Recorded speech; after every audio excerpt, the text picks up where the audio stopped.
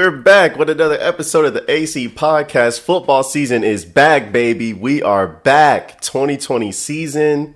A lot has happened. A lot has changed. Craziness with this pandemic and whatnot. But we are going to have NFL football coming up this Thursday, starting with the Chiefs and the Texans.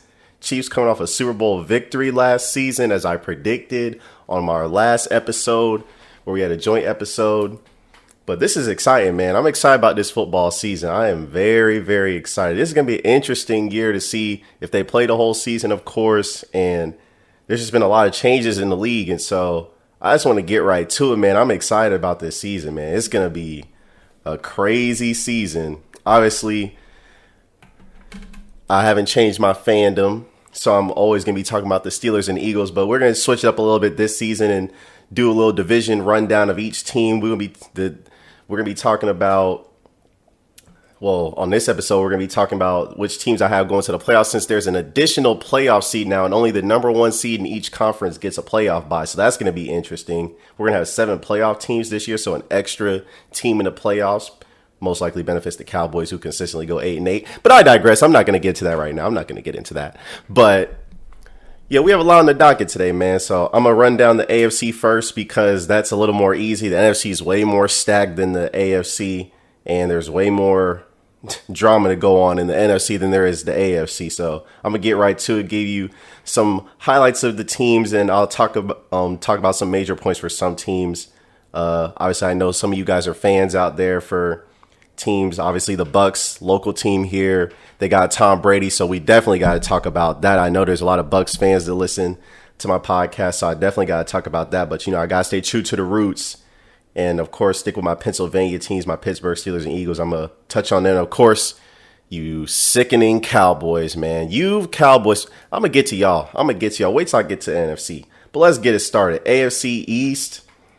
Patriots, Dolphins, Bills, and Jets in this division. Now, when I look at this division, it's probably one of the worst divisions in football, obviously. The Patriots got Cam Newton, which, that was relatively predictable. Every other team in the NFL had drafted a quarterback or already has a franchise starting caliber quarterback. So Cam going to the Patriots, everybody and their mom knew that. I don't think the Patriots are a playoff team. They've lost a lot of key players who've opted out and whatnot. And so and you look at the weapons, it's just Julian Edelman and really not much else. You have N'Keal Harry. I don't know what else you really have. I'm usually good with knowing players on teams, but the Patriots, they just don't have a lot. So I don't know what type of weaponry Cam's going to be working with. You saw Tom Brady struggle with these weapons last year, and they didn't really upgrade in the draft on weapons. They mostly loaded up on defense. And I expect the Patriots defense to take a slight step back. Usually when you lead the league or tops in the league in takeaways, obviously, they had the Defensive Player of the Year in Stephen Gilmore. You're going to have a slight step back. I expect the same step back with the Steelers as well, because they had they led the league in sacks and takeaways. But nonetheless, I expect the Patriots defense to take a slight step back and not be as elite as they were. They do benefit from playing some of the worst quarterbacks in the league, obviously, in their division. Josh Allen, Bills are obviously the best team in this division to me, but obviously the best quarterback is Cam. You look at the Dolphins, they're starting Ryan Fitzpatrick. You already know how I feel about that NFL nomad. The Jets, they're just a dysfunctional organization with all types of stuff going on. CJ Mosley opted out. Le'Veon Bell's just not the same guy as when he was in Pittsburgh. Sam Darnold, I like him. I like to see him in a better situation, though, because the Jets are just a dysfunctional organization. They're an abomination, so I don't even need to spend time on them. You look at the Bills. They obviously have an elite defense, just locked up Tre'Davious White to a long-term extension. Highest paid corner in the league, deservedly so. Was obviously an All-Pro last year, a candidate for Defensive Player of the Year. Was tied for the league lead in picks. Then you look at this offense. They're obviously going to be a ground and pound team, obviously. Pretty decent offensive line. Obviously, they added Stephon Diggs. That's a huge addition. I don't know how. I think Kirk Cousins is a better quarterback than Josh Allen. So, Stephon Diggs might have a hard time getting the ball. But Josh Allen, we'll see what he does this year. This is a big year for him to prove that he can throw the football effectively. Obviously, he can run it. There's no question about that. But it's going to be interesting to see. But I do have the Bills winning this division. I have them as the only team in the AFC East coming out of the making the playoffs in the AFC East. Now I get to the AFC North with my Pittsburgh Steelers, the Baltimore Ravens, of course, who went 14-2 last year, the Cleveland Browns, and the Cincinnati Bengals. Minus Ben Roethlisberger, this division has three former number one overall, former Heisman Trophy winners. Baker Mayfield won the Heisman Trophy and went number one overall, obviously. Joe Burrow won the Heisman, won national championship last year with LSU, and he went number one overall. And then Lamar Jackson obviously won the Heisman, and he was just the MVP of the league. So this is going to be a really interesting division. I actually do like the weapons. I don't think the Bengals are that bad, to be honest. I do still think they're going to come in last. But they have some decent weapons, though. Their defense, not much home to write about. They got some pieces. They got William Jackson. They have Jesse Bates, and they have Geno Atkins. I think they still have Carlos Dunlap. But linebacking course is probably a little suspect, obviously. But they do have A.J. Green. He's coming off injury and whatnot, but he's a number one receiver. They have Tyler Boyd, who's had back-to-back 1,000-yard seasons. They have John Ross, who somewhat, had a bounce-back year considering his first couple years in the league. So, I do like their weapons. Their offensive line is a little shaky. They also did add T. Higgins in the draft. So, the Bengals, they can make noise on all. And they have Joe Mixon in the backfield, who they just locked up to a long-term extension. So they have weapons. They can put some points on you. So this is going to be a tough division. Even the last place winner, they can, put some fear in you. Now we get to these Cleveland Browns, man. I don't know why people keep picking this team to go to the playoffs when this is one of the most dysfunctional organizations in the league. I just don't get it. Now, everyone's on this Baker Mayfield hype train. They obviously beefed up the offensive line, got Jack Conklin in free agency, got Jedrick Wills in the draft and whatnot from Alabama. They still have Odell Beckham. They still have Jarvis Landry. But I'm just concerned about Baker Mayfield. As we kind of discussed, me and Toby and IT discussed on the wrap-up of last year's AC podcast, I'm just concerned about Baker Mayfield. He obviously threw like 22 interceptions, I believe. Just didn't look good. Couldn't really consistently get the ball to Odell Beckham and Jarvis Landry. He has David Njoku. They also got Austin Hooper in free agency as well. So he has plenty of weapons. Still got Kareem Hunt and Nick Chubb out of the backfield. Baker Mayfield's got weapons all over the place. Like there's no excuse not to produce. But I just don't trust the Cleveland Browns as an organization. Kevin Stefanski is relatively unproven as a head coach, and they've had 3 head coaches in the last 3 years: Hugh Jackson, then Freddie Kitchens, and now Kevin Stefanski. He's going to bring a more West Coast type offense, ground and pound, zone stretches, outside zone plays, all that stuff to the offense and whatnot, and play action off of it, just like the Vikings were when he was with them as the offensive coordinator. But he's still a rookie head coach, and rookie head coaches, unless you're Sean McVay, typically don't make the playoffs in their first year. So I'm not inclined to believe that. I just don't trust the Browns just yet. I have to see it to believe it, which is why the 2 teams I have come out of this division are obviously my Pittsburgh Steelers and the Baltimore Ravens. I have the Baltimore Ravens winning this division. I'm not going to be naive or foolish. I've been a Lamar Jackson fan from the get-go. I will never be a Baltimore Ravens fan, but I love Lamar Jackson. I love this guy. I wish the Steelers would have picked him. They had an opportunity to, but they picked Terrell Edmonds. You can go ask anybody. I said the Steelers should pick Lamar Jackson when we were on the clock, but it didn't happen, and now he's going to wreak havoc on us for the next 10 to 12 years. But I digress. The Ravens, they're stacked. They have maybe the most complete roster in football. Now, obviously, the Earl Thomas gaffe, it is what it is. The Baltimore Ravens can get over that. The safety spot is not as important in their defense because they blitz a lot, so they're going to bring pressure anyways, and the safeties are going to be isolated and have zone drops and whatnot. So it's not as big of a concern to me that they lost Earl Thomas.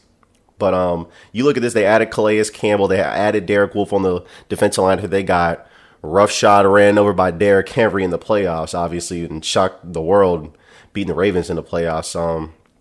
Obviously, Lamar Jackson has to get a playoff victory. They did add J.K. Dobbins, who I thought was probably the best running back in the draft. So I do like that addition for them. They obviously retained their offensive line that led the league in rushing last year. And then you look on defense, they have one of the best corners in the league in Marlon Humphrey and Marcus Peters. Chuck Clark is no slouch either as safety. They added Patrick Queen, who's an athletic linebacker. So I like that addition, of course. So you just look at this Baltimore Ravens defense and their offense, obviously. They led the league in rushing. We don't even need to talk about that. And then Marquise Hollywood Brown, There's nothing else to say. He's a stud in the making. Of course, they still have Mark Andrews. So I still expect their offense to be explosive, and I think they're going to run over a lot of teams. But I do have them winning this division. And of course, I have my Pittsburgh Steelers in the playoffs because I trust the tandem of my head coach and my quarterback, Mike Tomlin and Ben Roethlisberger. If Ben Roethlisberger goes, I'm going to say it right now, though. If Ben Roethlisberger goes down, the season's over. If he goes down, the season's over. Now, the reports out of camp and whatnot is he's feeling fine. He's 100%. There's no problems with his elbow. Mike Tomlin says Ben's throwing the ball good and all that, and you probably expect to hear that coming out of camp and whatnot. But I just look at what the Steelers have as far as weapons. It's going to be exciting. I mean, I'm hearing a lot of rave reviews about Chase Claypool. His draft comp was Calvin Johnson. Now, I don't think he can be that, but it's going to be very interesting to see how the Steelers use him. He's obviously big, 6'4", runs like a 4.41, 4.40. So that's just a physical freak of nature. James Washington, you used to have your contested catch guy. Deontay Johnson, a slippery route runner who can win at all three levels of the defense. And then you have Juju, who I think is going to have a bounce back year. Obviously, after a disappointing year last year, to no fault of his own, he was injured. And of course, he was just mired by mediocrity with the quarterback play that was afforded to him with Devlin Hodges and Mason Rudolph, who I just don't believe in at all. I don't know why the Steelers still have him on the roster. We did bring back Joshua Dobbs and cut Duck Hodges, but I just don't trust Mason Rudolph. His footwork is bad. He has a big arm. His mechanics, they're not really that good. I don't trust his vision, his anticipation on throws. There's just a lot to clean up, and he just doesn't look like a franchise quarterback to me. After watching him closely for many games, he just doesn't have the intangibles either of a winning quarterback. The Steelers were winning in spite of him, not because of him. And I just also looked at the fact that the offensive coordinator didn't trust him. Obviously, you're having a lot of wildcat stuff, a lot of dump offs to the running backs and screens and whatnot. They didn't trust him to throw the ball downfield. Even like after 5 or 6 games of him starting, no, he's not a franchise quarterback. The Steelers don't trust him at all, obviously, no matter what they say. I do like the added wrinkle of Matt Canada to this offense as the quarterback's coach. I do trust him. He's bringing a lot more motion to the offense and whatnot, which is going to be beneficial because the Steelers were one of the most predictable teams last year, obviously, when running the ball. But that's primarily because Ben Roethlisberger was out and you had no threat of any quarterback throwing the ball on you, so you could just load up on the box and stop James Conner. I do like our addition of Anthony McFarland. He was one of my favorite backs in this draft class, and I'm so happy. That's one of my favorite picks of this draft, even though he's a 4th-round pick. But he's going to bring some electricity to this offense because the Steelers just have two big backs in James Conner and Benny Snell. So I'm looking forward to that. And then we don't even need to speak about this defense. I mean, you just look at the defense. Obviously, re-signing Cameron Hayward just a couple of days ago was huge for the veteran leadership. And obviously, he was an All-Pro and Pro Bowler last year. But you just look at our defense. It's ferocious. It's ferocious, man. They led the league in sacks, obviously, for the 3rd straight year. Led the league in takeaways with 38. Top 5 pass defense, top rush defense, yards. Like, you look at everything, completion percentage, 3rd down percentage. I mean, Steelers have one of the more underrated cornerback tandems in the game. One of the more underrated secondaries in the game. Honestly, you have Joe Hayden, who had 5 picks last year. Steven Nelson, who was basically a lockdown corner last year. You can check the stats on that. That man was elite last year. He just didn't have the interceptions to show for it. Then you obviously look at Mike Hilton in the secondary, and then Cameron Sutton, who is very versatile, plays our deep third safety, obviously can play some nickel, some dime corner, outside corner. He was doing everything last year. So we go 4 deep at corner, which, we play a lot of dimes, so we need that. Then you look at Minkah Fitzpatrick, obviously just one of the best safeties in the game. Obviously, when we traded for him, I was ecstatic because our defense was atrocious before then, but he just shut down excuse me. He has shut down whatever he was on last year, and that was very impressive, and I expected that from him, and I expect more great things from him this year. Terrell Edmonds, I'm still not sold on him. Still mad we wasted a 1st-round pick on him. He hasn't lived up to what we drafted him to be in the 1st round, but hopefully he can make some plays and finally get some interceptions on his resume. And then you get to our defensive line. TJ Watt may be the best edge rusher in football. I don't know why he does not get the credit that he deserves, but he led the league in forced fumbles. Obviously, he had about 14 and a half sacks last year, All-Pro, Pro Bowler. Bud Dupree on the other side, he's nice. I like him, obviously. Cameron Hayward, I already mentioned him. Stephon Tuitt's coming back from injury this year. So this defensive line can actually be even better than it was last year. Obviously, we lost Javon Hargrave to the Eagles, so that was disappointing, but it is what it is. And then you look at our linebacking corps. We're a little thin there, so that is a bit of a concern. Obviously, Devin Bush, he's going to be very integral to everything we do. Looking to him to have more of a leadership role this year. Obviously, he's going to rack up tackles, and we just need him to continue being what he is. So that's that. And then Vince Williams, of course, consistent as always, and the heartbeat of the defense, veteran leadership, all that stuff. So I expect the Steelers to have, be a playoff team, of course. Yeah, I expect them to be a playoff team and be, on the outside looking in as far as contending for a Super Bowl. Granted, barring, Ben Roethlisberger staying healthy. Then we get to the AFC South. This is going to be an interesting division, honestly. Obviously, Deshaun Watson lost the best receiver in the game, or arguably the best receiver in the game, in DeAndre Hopkins. Did get David Johnson and still retain Carlos Hyde, I believe. They did have he did have 1,000 yards last year as far as rushing. David Johnson's been injury prone and whatnot, so we'll see what he can do. Obviously, the Texans got fleeced in that trade, so we don't even need to discuss Bill O'Brien, his subpar GMing skills.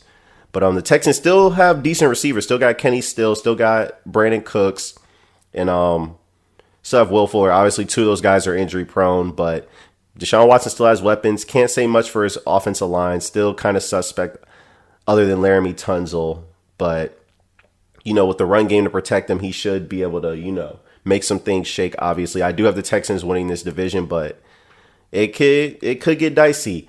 The Titans, I expect them to take a step back. I believe they overachieved. Obviously, getting to the AFC Championship game last year, I think that was an anomaly. Just like when the Jaguars got to the AFC Championship game in 2017, they haven't been the same since. I think the Titans are primed to take a big step back. Obviously, they paid Derrick Henry. They still have a relatively nice squad. They're well coached. But I just not sold on Ryan Tannehill at the end of the day. That's what that comes down to. So I expect them to take a step back. The Colts can be an intriguing team in this division. They have the best offensive line in the league. When you look at their offensive line, obviously Quentin Nelson, Ryan Kelly, Anthony Costanzo, Braden Smith. You just look at their offensive line is the best in the league, at least to me. And then they added Jonathan Taylor to go along with Marlon Mack. He's an explosive playmaker from Stanford or Wisconsin, wherever college he came from, one of those.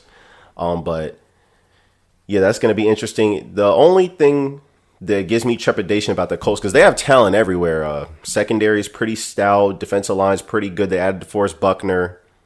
Linebacking corps, obviously, you have Darius Leonard. So we don't even need to say anything there. Only question mark you have about the Colts is their quarterback. I just don't trust Phillip Rivers, and that's why I only have one team coming out this division, because Phillip Rivers is a turnover machine. He's had weapons his entire career. When you go back to Antonio Gates, Ladarius Green, he's had Keenan Allen, he's had Vincent Jackson, he's had LaDainian Tomlinson and Darren Sproles. Like, he's had weapons this entire career, and he's pretty much underachieved. So I'm not inclined to believe that Phillip Rivers at 37, 38, whatever age he is going to make anything shake when he's been inconsistent most of his career in the Charger. And he was so good, he got the Chargers a top 5 pick last year. Despite having Mike Williams, you had Austin Eckler, you had Keenan Allen, you had Travis Benjamin. Like, no, bro. I'm sorry. I'm not inclined to believe that. No. So that's that. The Jaguars, we don't even need to spend time on them. They're obviously tanking. They've traded away everything.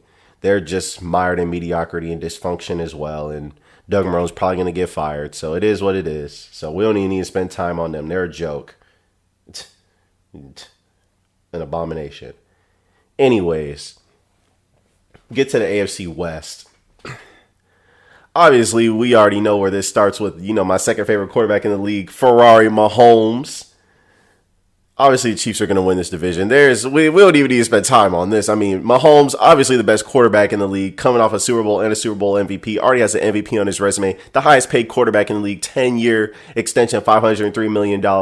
Just generational wealth, life-changing money. And this man's getting married as well, proposed to his girlfriend after receiving his Super Bowl ring. I mean, life as Patrick Mahomes must be pretty great about now. This Patrick Mahomes is just special. He's just spectacular. He is just something great to watch. I mean, there's not enough adjectives and superlatives to give this guy for how great he is. He's the best quarterback in the league, the face of the league at 24 years old, and he's a black man. This is something special to watch. We've never seen anything like this in the NFL. A black man, a black quarterback, the face of the NFL. This is something special. It's something special.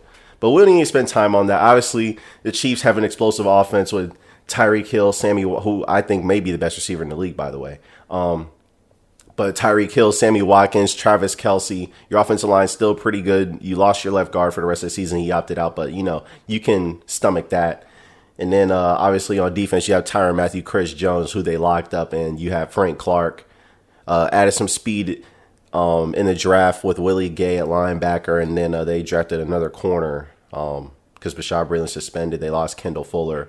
But they're getting Juan Thornhill back at the safety position, who was pretty good before he got hit, before he had a season-ending injury. So I expect nothing short of greatness from Patrick Mahomes and the Chiefs. I expect them to steamroll through this division pretty easily. I mean, I'm looking at who else. I do think the Broncos are going to the playoffs. I do have them making the playoffs, though.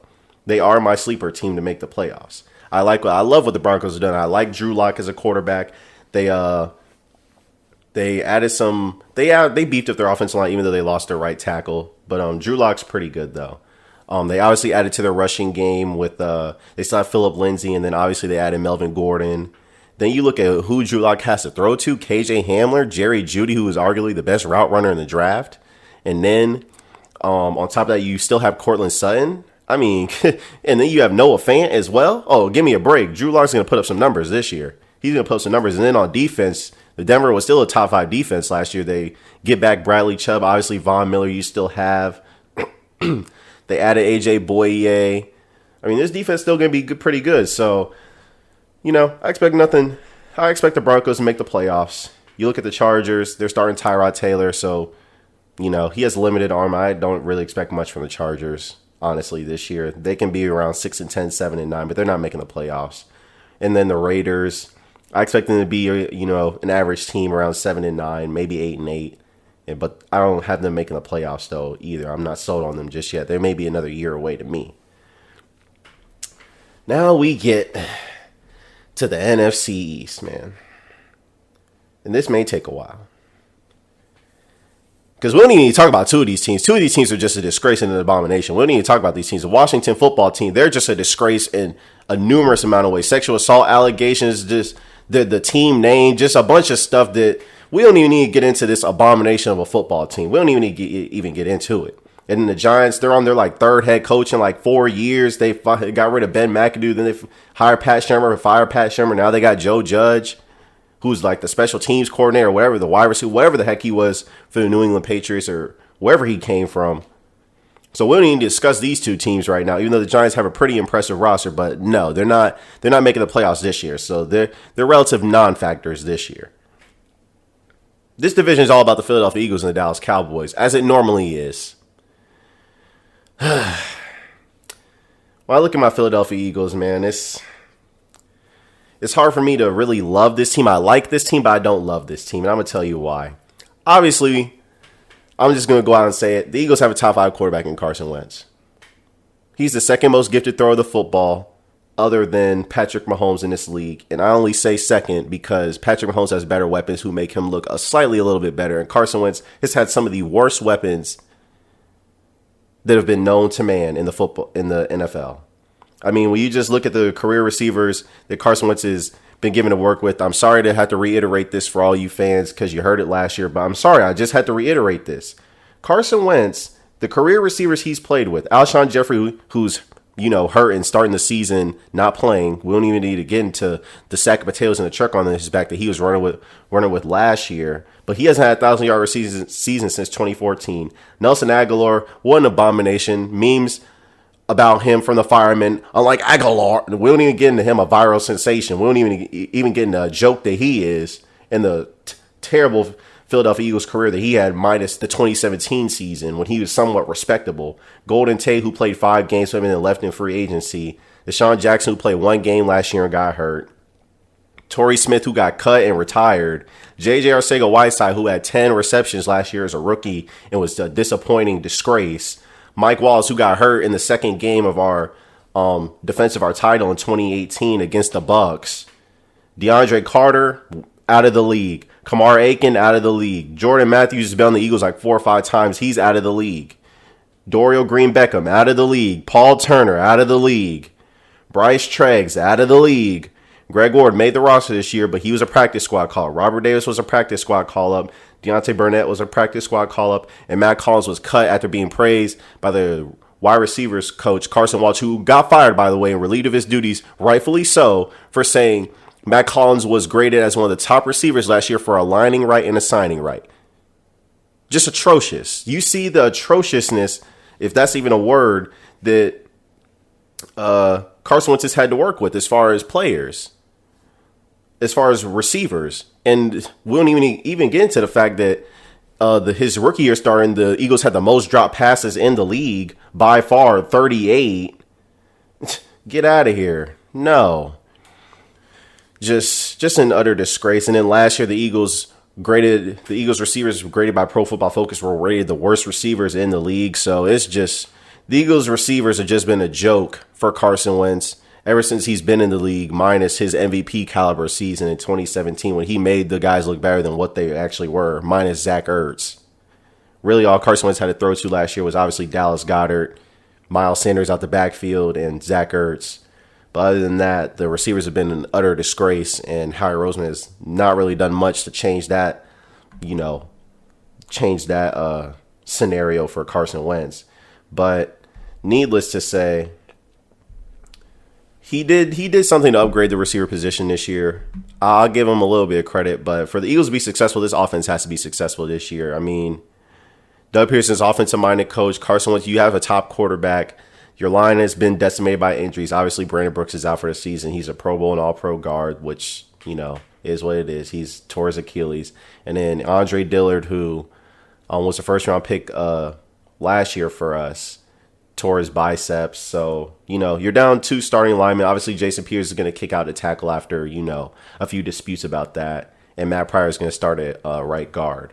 So you still have 3 Pro Bowl players on your line. So there's no excuses as far as your offensive line is concerned to me. For the Eagles to be successful, they're going to have to be able to throw the football consistently. And I'm talking about outside the numbers. They can't have a season like they did last year where they couldn't challenge anyone downfield. And so teams just condensed their coverages and suffocated Zach Ertz and Dallas Goedert over the middle of the field. That can't happen again this year. But I do like what I'm hearing about Jalen Reagor. Obviously, Deshaun Jackson's back in. Him and Carson Wentz have a connection. We just need him to stay healthy, which I think he'll play at least 10 games because he's done that almost every season in his career, except last year, obviously. Zach Ertz, so we already know what to expect from him. He's a future Hall of Famer, one of the best tight ends in the league, even though he has no run after catch ability at all. He's basically a catch and go down guy. Dallas Goedert, I like to see him get some more playing time, obviously, because he is the more athletic tight end out of him and Zach Ertz. And then, you look at the defense, obviously we added Javon Hargrave. I like that addition. Fletcher Cox is going to be Fletcher Cox. I'm not really sold on our edge presence. I mean, I like Brandon Graham, but he's getting up there in age. Derek Barnett just hasn't lived up to being a first-round pick, obviously.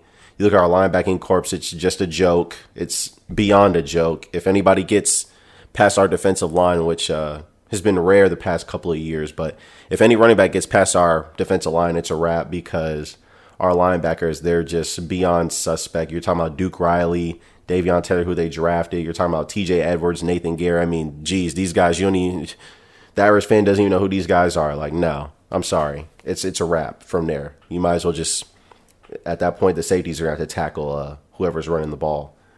But on defense, it's going to come down to, because I expect our rushing defense to be, top 10. What's going to come down to is if this Eagles pass defense could be top 12. I'm not saying it has to be elite, but it has to be top 12 to me for the Eagles defense to be legit.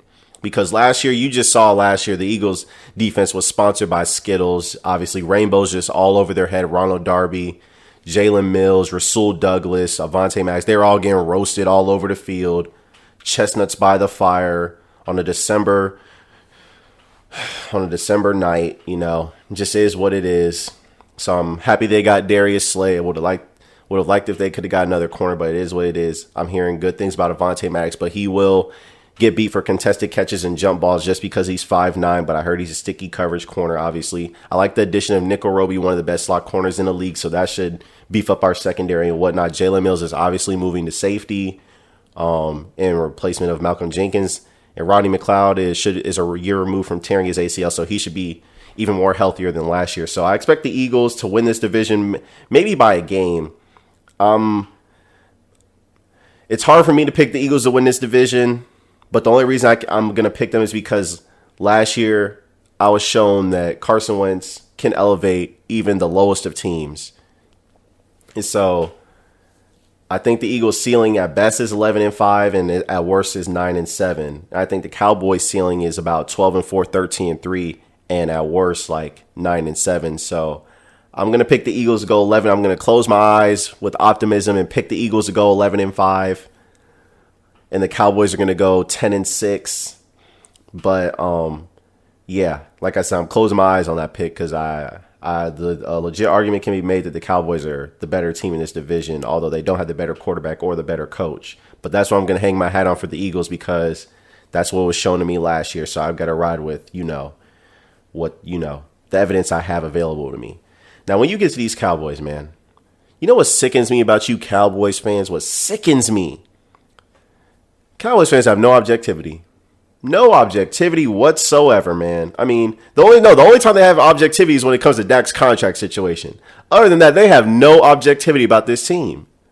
All I've heard all offseason is, oh, well, we got Gerald McCoy, who's out for the season, by the way, but when he was healthy, obviously. We got Gerald McCoy. Oh, he's gonna have a resurgence. He's gonna have a career year. They got Aldis Smith, who's sat out for 5 seasons, hasn't played football in 5 seasons, and they think this guy's gonna be the second coming of Michael Strahan or something like that.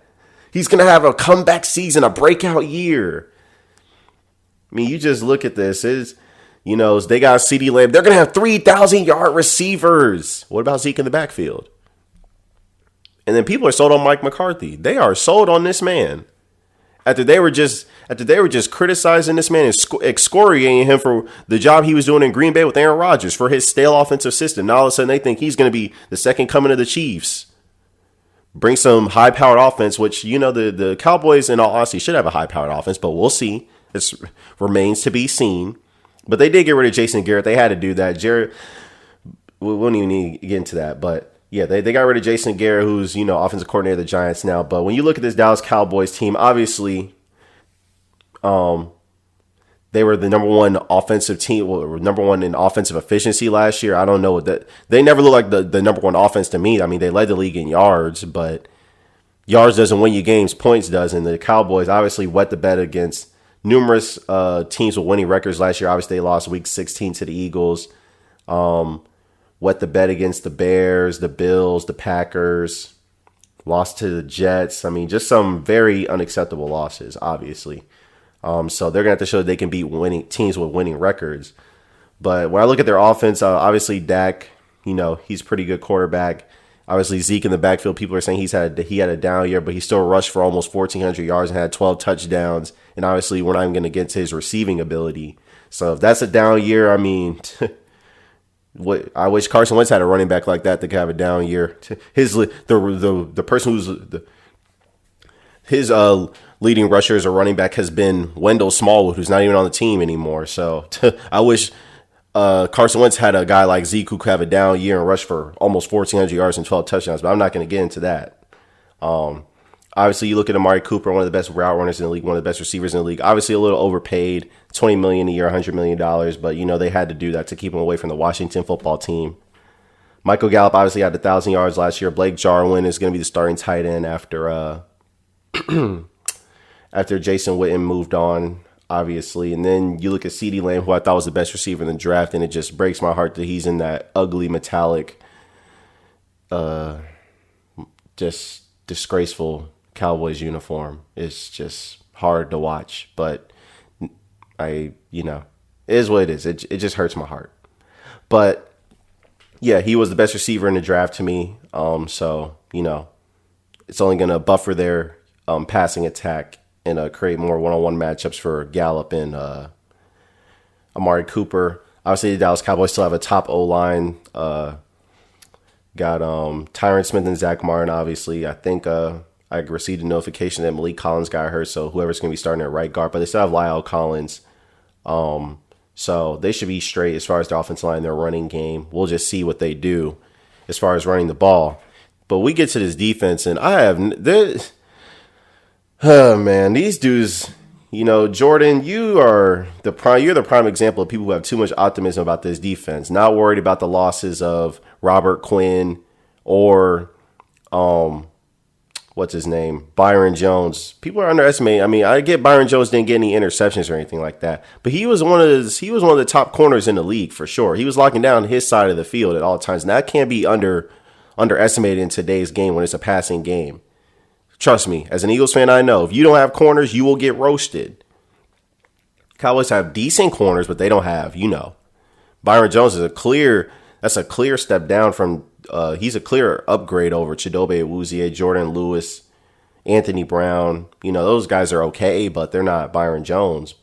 But needless to say, Cowboys secondary is obviously pretty questionable. They cut HaHa Clinton-Dix, so I don't really know what they're working with as far as the secondary is concerned. Linebacking corps is obviously strong. Defensive line's a little bit questionable, obviously. They did sign Everson Griffin. He is up there in age, but I do like him starting over Aldon Smith. I like that much better than what they were planning on doing. DeMarcus Lawrence got to have a bounce back year. No excuses for him getting double teamed. Other guys are getting double teamed and producing. I don't want to hear that, Robert Quinn was only producing because DeMarcus Lawrence was getting double teamed. Well, if that's the case, then Joey Bosa was producing and Melvin Gordon and Melvin Ingram was producing on the Chargers. TJ Watt was getting double teamed and he was still producing on the Steelers, and Bud Dupree was producing on the other side. So I don't want to hear those excuses that DeMarcus Lawrence was getting double teamed. No. You had a competent guy rushing the passer from the other side of the field. No, I don't want to hear that. It's not an excuse. But I'm looking at the defensive tackle spot. It's a little questionable. Obviously, the Dallas Cowboys front seven is relatively undersized, which is why teams can run the ball on them. As far as like Leighton Vander Esch and Jalen Smith is concerned, as far as the linebacking course, they both got to have bounce back years. But I do see the Cowboys making the playoffs 10-6, 9-7, something like that. Get to the NFC North. Packers, obviously, they're some teams. People call them a flawed 13-3. Hey, they got to the NFC Championship game. Obviously, they're just not, styles make fights, and the Packers just don't match up well with the 49ers, and that's why they got steamrolled the way they did. But I do still expect the Packers to make the playoffs in this division, as well as the Vikings. Obviously, Kirk Cousins lost Stephon Diggs. They drafted Justin Jefferson in his place. Still have Adam Thielen. Still have Dalvin Cook, one of the best backs in the league. Relatively decent offensive line. And then Mike Zimmer coaching that defense. We don't even need to be concerned about that. You still got Danielle Hunter, one of the top edge rushers in the league. And Anthony Barr, obviously. Eric Kendricks, and you have Harrison Smith. They're relatively young in the secondary with Mike Hughes. Drafted Jeff Gladney. Lost Mackenzie Alexander. They have someone else, but I can't think of his name right now. Emick Robertson, I believe. Yeah. I trust Mike Zimmer to coach up his defense, so I'm not really worried about that. Lions, I'm not even going to get into them. I've never been sold on Matthew Stafford and what the Lions are doing in that whole joke of an operation organization, so we're not even going to talk about them. Nick Foles lost the quarterback battle to Mitchell Trubisky, which tells you all you need to know about Nick Foles, and Eagles fans should stop clamoring about having Nick Foles on a roster, because that's, we wouldn't even be talking about that. If you're losing quarterback battles to Gardner Minshew and Mitchell Trubisky, you're not a starting caliber quarterback. Let's just leave it at that. Let's get to the NFC South, which is going to be a very interesting division this year. Obviously, we got to talk about the Bucs extensively because they got Tom Brady. Obviously, the Bucs had to make a change at quarterback. I've been saying it. Jameis Winston, serving up apple turnovers, peach turnovers, all types of turnovers. Opened up a pop-up shop in Tampa Bay. Well, he took his pop-up shop to New Orleans, which I predicted he would do. When I got asked the fan question last year about where should he go, I said New Orleans to study under Drew Brees for a year and learn how to play the quarterback position without turning the ball over, obviously. But let's focus on the Bucs here for a second. Obviously, Tom Brady's play has dissipated some. His arm strength has dissipated some, but he's still accurate. And I believe as long as he can be accurate, he doesn't have to throw the ball down the field like Bruce Arians wants to. But as long as he can be accurate, these dudes are going to make plays for him. I mean, when you look at the weapons he has afforded to him, Mike Evans, Chris Godwin, O.J. Howard, Cameron Brate, got Rob Gronkowski to come out of retirement. It's going to be something special down in Tampa Bay, obviously. And then you look at their defense, obviously the returning sack leader, they have, what's his name? It's not coming to me right now. We're going to move on, but it's going to come to me at some point. But Devin White and Levante David, one of the best linebacking corps in the league. You get their secondary, Sean Murphy Bunting, pretty decent. You look at Jamil Dean, pretty decent as well. Secondary, another year in Todd Bowles' system should do them some justice. Also, you look at their safety spot. I do like the guy that they drafted. I think his name is Antoine Brooks.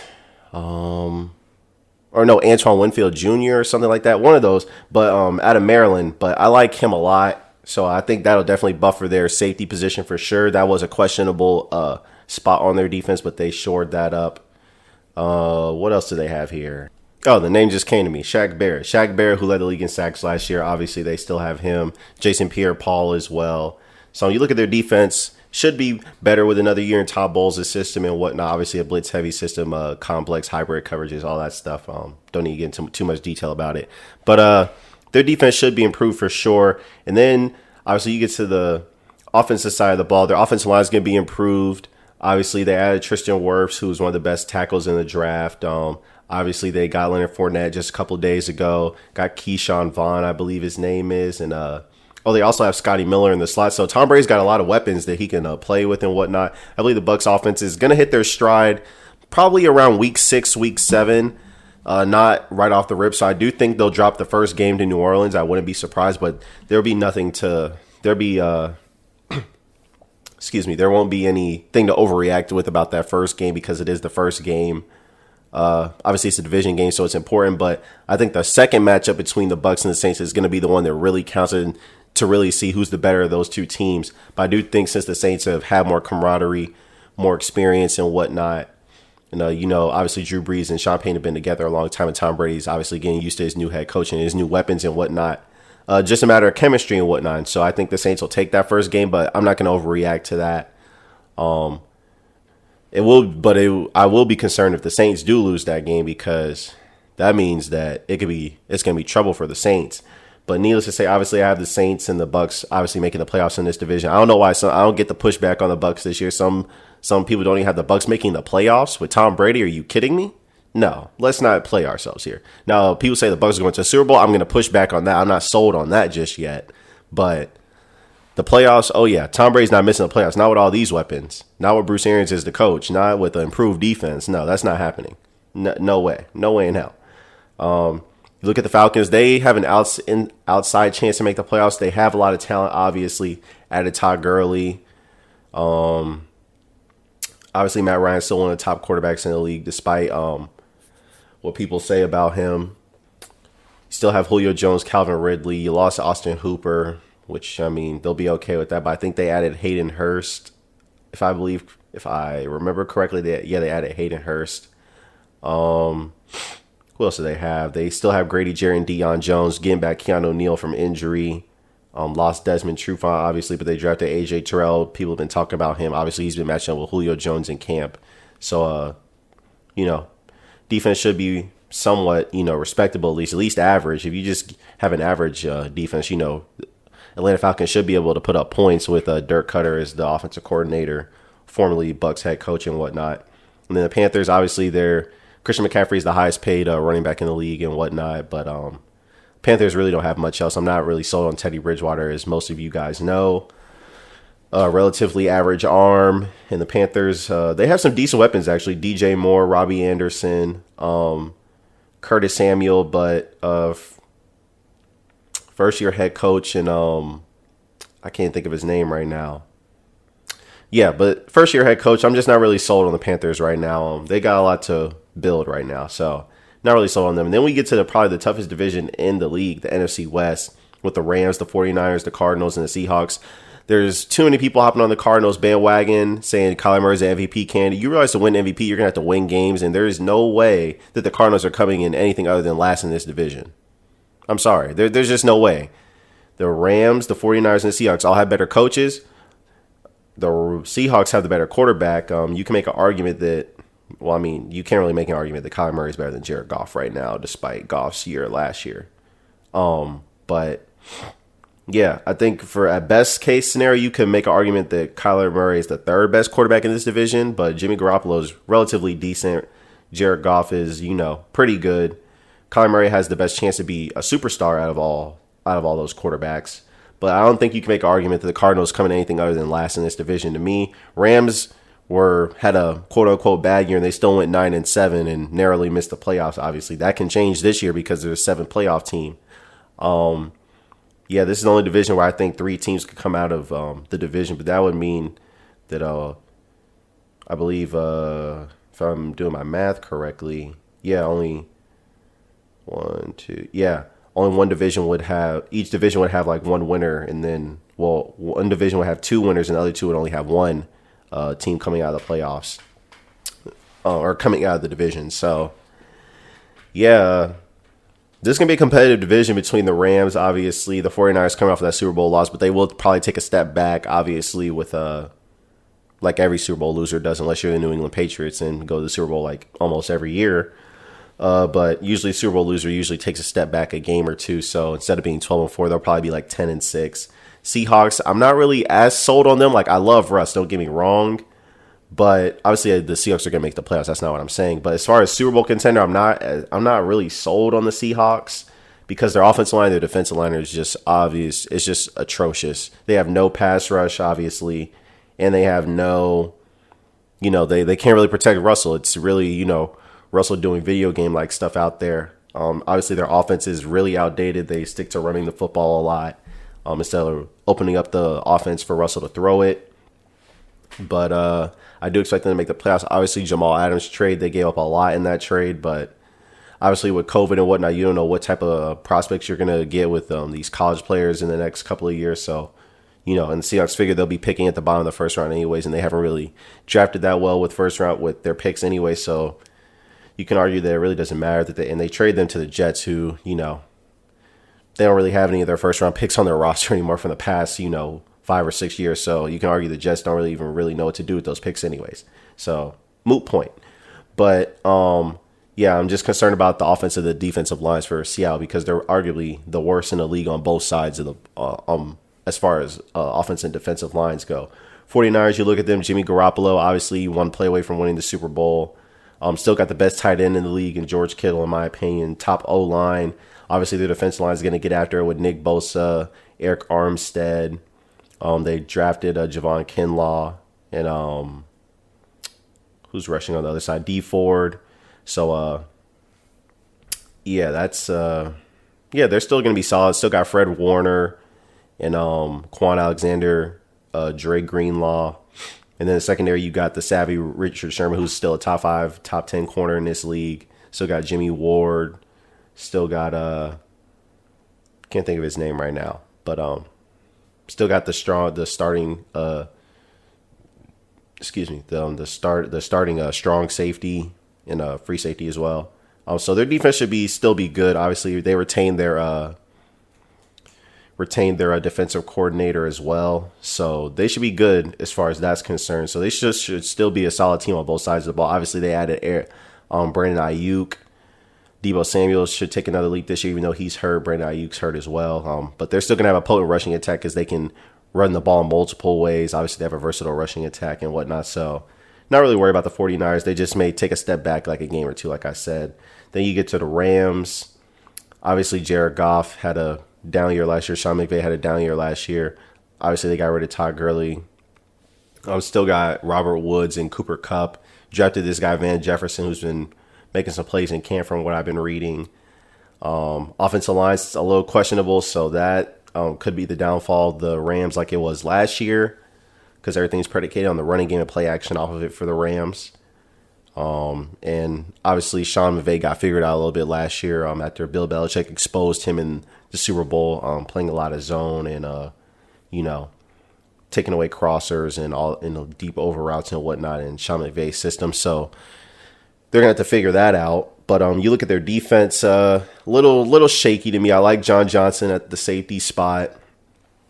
Obviously, Jalen Ramsey to me is the best corner in the league. Obviously, Aaron Donald, you can make an argument that, he's the best defensive lineman in the league. You can't make he is the best defensive lineman in the league.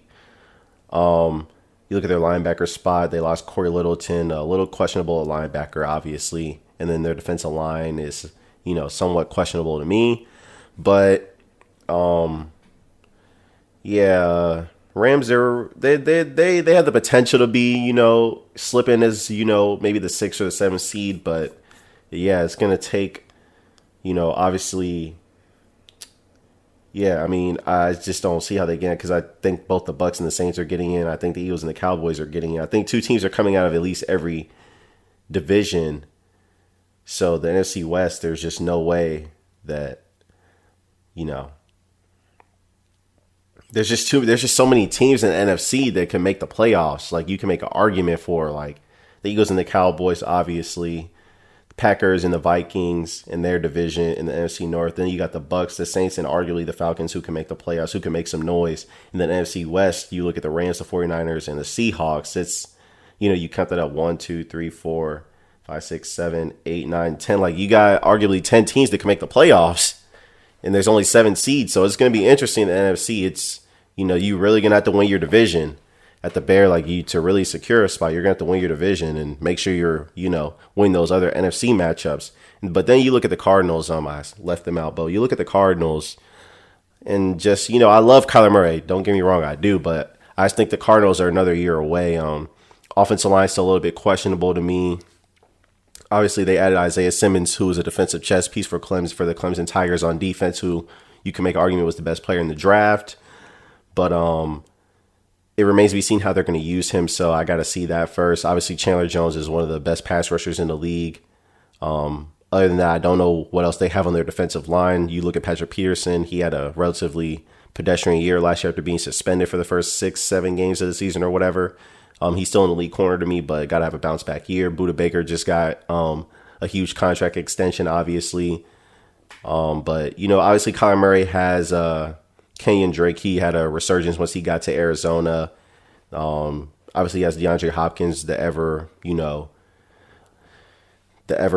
never aging Larry Fitzgerald, and he has Andy Isabella, who's a speedster, and he has Christian Kirk. But I'm just not sold on the Cardinals the way a lot of other people are. Like they look pretty good on paper, but I think they're another year away. Their defense is still suspect to me, and their offensive line is really suspect to me because they had arguably the worst offensive line in the league last year, other than maybe the Bengals.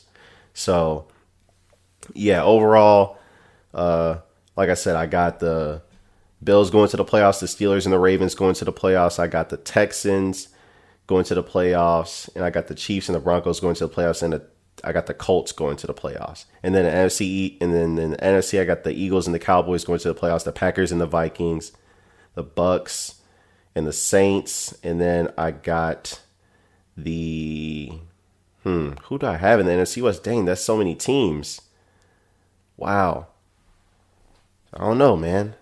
Dang, because I had 2 teams making it out of the NFC West, but that's 8 teams. There's only 7 spots. Oh man, I don't know. Yeah, between the Rams, the 49ers, and the Seahawks. I don't think any of those teams I don't think the 49ers and the Seahawks are missing the playoffs. Yeah, I might have to take off because I think the Cowboys are actually going to make the playoffs. I think they'll get the 7th seed, the bare minimum. I might have to take off the Vikings. Yeah, I might have to say the Eagles, the Cowboys, the Packers, the Bucks, the Saints, the 49ers, and the Seahawks. Those would be my teams that I have going to the playoffs. So I have to, yeah, that's what it is. Yeah, wow, 7 teams. Yeah, a lot of good teams. Like I said, you can make an argument the Vikings can make the playoffs, just like